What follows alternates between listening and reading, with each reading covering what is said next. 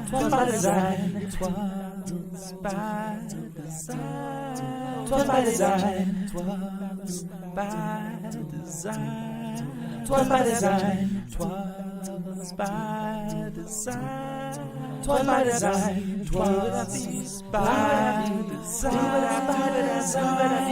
'twas by design, 'twas by design, 'twas by design, 'twas by design, 'twas by design, 'twas by design, 'twas by design, 'twas by design,